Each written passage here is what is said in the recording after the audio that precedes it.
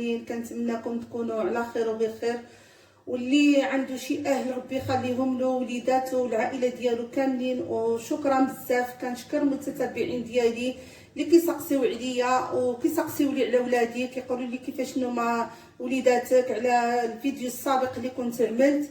ولادي مزيانين الحمد لله. انا بني غير واحد اللي مشى، واحد ما مشاشي، هاو معايا رجع في الدار دابا والحمد لله والشكر لله. وكنشكر خوتي توانسه جزائريين المغاربه ديالنا داخل الوطن وخارج الوطن اللي كيسقسي عليا كامل، كنشكروا بزاف بزاف وشكرا.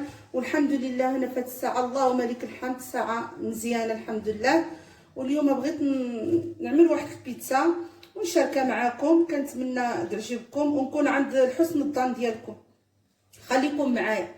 عندي هنايا بيتزا بالدجاج، المقادير ديالها كيف ما كتشوفوا: الدجاج، فلفله خضراء، فلفله حمراء، الزيتون، واحد البصله مقطعه دواور، وعندي هذا الجبن هذا كيف ما كتشوفوا. نتوما يمكن لكم تعملوا اي جبن اللي عندكم واللي كيعجبكم. وعندي بيتزا وجده ما طيبتهاش انا صراحه، عندي وجده بها غادي نعمر هاد البيتزا. و لاصوص ديالها انا كنعدلهم بيدي، كنعدل مطيشه فيها جوج مطيشات، واحد الفلفله حمراء واحد الفلفله خضراء والبصله والثومه.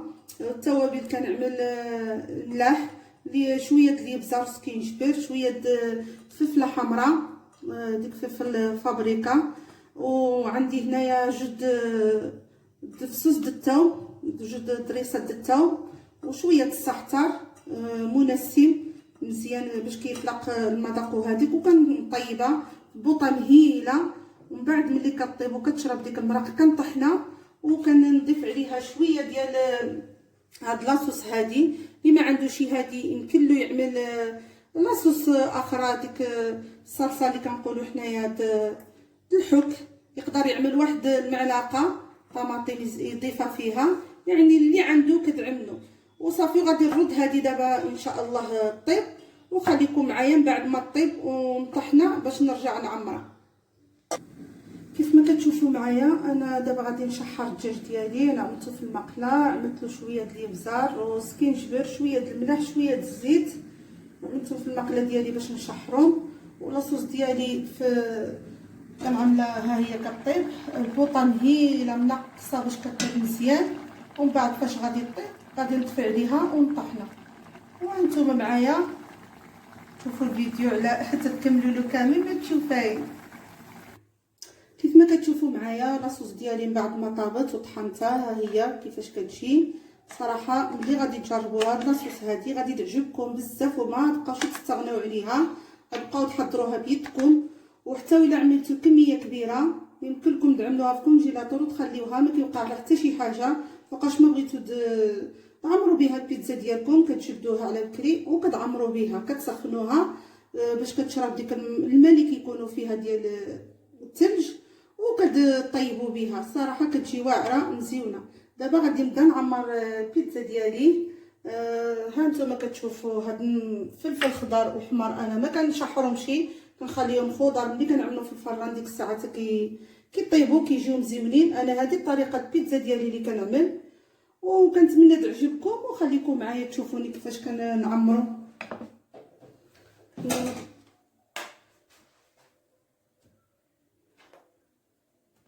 كنضيف الصلصه ديالي هفينه وكنعمر. يعني انا عندي 3 د البيتزات، شحال ما قدوني يا 2 يا 3 غادي نعمرو. واللي شاطلي غادي نعملو في الكونجيلاتور، ما كتوقع لهم كيف ما قلت لكم حتى شي حاجه،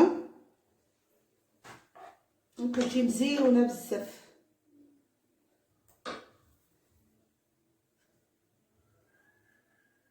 دابا كيف ما قلت لكم السخانه الاكلات خفافين هما اللي كيمشيو، يعني يمكن لكم تعملوها في الغداء، تعملوها في العشيه، كل واحد وكيفاش كيعجبو. عندكم الحريه اللي يعجبو شي حاجه يعملها.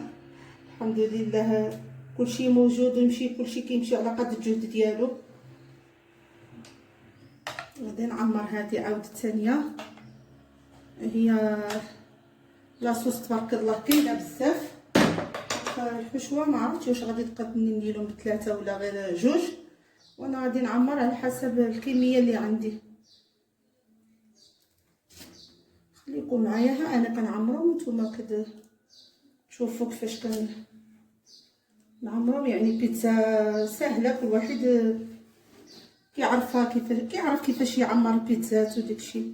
انا غير كنوريكم الطريقه ديالي وصافي.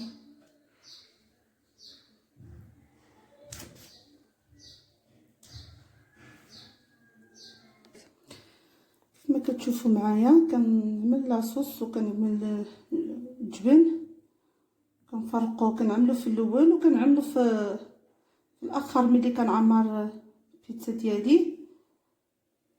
وانتم على حسب كل واحد اللي بغى يعملو في الاول وفي الاخر، اللي بغى يعملو غير في الاول كل واحد كيعرف شنو غادي يعدل. كنزيد الدجاج ديالي كنفرقو على بيتزا كامله شويه شويه. كنحاولوا نعوطوه باش كيجيو المواطع كاملين فيهم الدجاج، ما كيجيوش خاويين بعض المواطع. كنضيفوا الفلفله ديالنا عاود شويه شويه. اللي كتعجبو البيتزا عامره يعمرها بزاف، واللي كتعجبو غير شويه شويه خفيفه يعملها عاود خفيفه. دابا كيبقى على حسب الذوق، الاذواق متخالفه. كنزيد عاود فلفله اخرى حمراء. هاد الفلفله مقطعه صراحه كتزيد لها واحد المذاق عفوا ماشي مشحره، يعني خضراء، كتزيد لها واحد المذاق وكتجي مزيونه، هكا. نضيفو البصله ديالنا عاود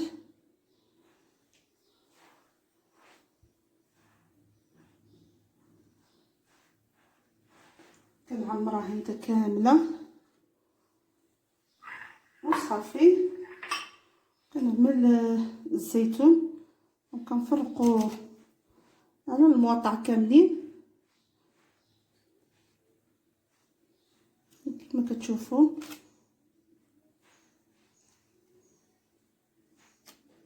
وغادي نكمل كنستمر كنعمر وكنفرق في المواطع باش يجيو المواطع كاملين معوطين متساويين مع بعضيتهم. ودابا غادي نزيد الجبن ديالي فوق من البصله وديك الفلفله وهذه.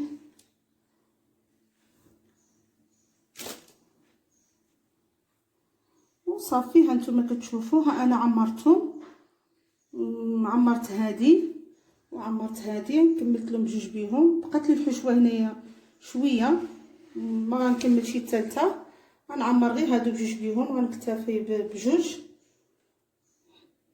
انا شاركت معكم البيتزا ديالي وغادي نعملها طيب ونتلاقاو ان شاء الله.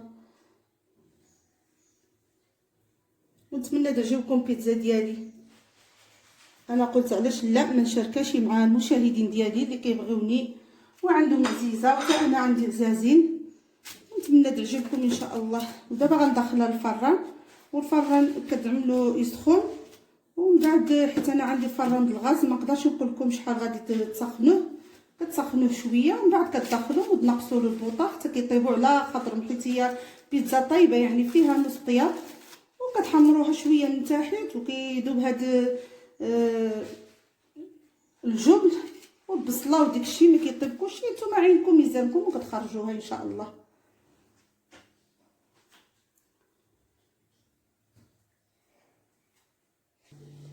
كيف ما كتشوفوا معايا البيتزا ديالي ها هما وجدوا وجاو مزيونين وحمرتهم. كاين اللي كيبغيهم ما يكونوش محمرين، يمكن له ما يحمرهمش.